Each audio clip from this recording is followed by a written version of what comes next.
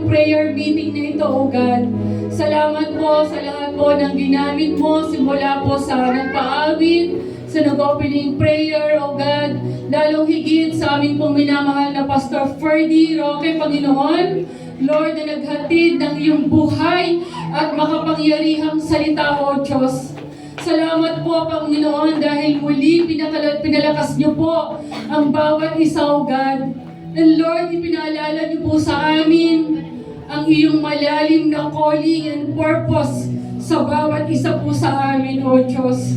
Thank you, Holy Spirit, O God, sa pagsama niyo po, Panginoon, sa gabi ito, sa bawat isa po sa amin, Panginoon, for empowering us, for strengthening us this tonight, O God, in the name of Jesus.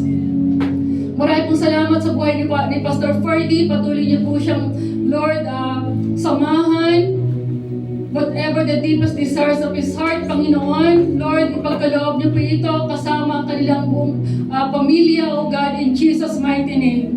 And Lord, saan man po siya pumunta, we pray na magamit niyo po ang kanyang buhay mightily for the glory of your name, O God.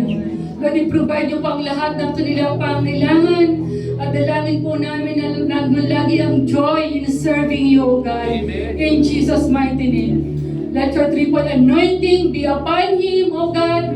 And Lord, dalangin po namin na patuloy na maging pagpapala sa maraming tao ang kanyang buhay, Panginoon.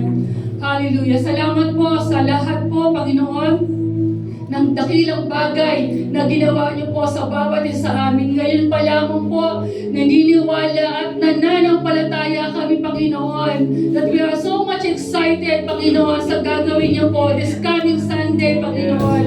We believe, Panginoon, that we will harvest more souls, Panginoon, this coming Sunday, O God. Maraming pong salamat, Panginoon. Ito po ang panalangin, O God, in the name of Jesus. Amen and amen. Praise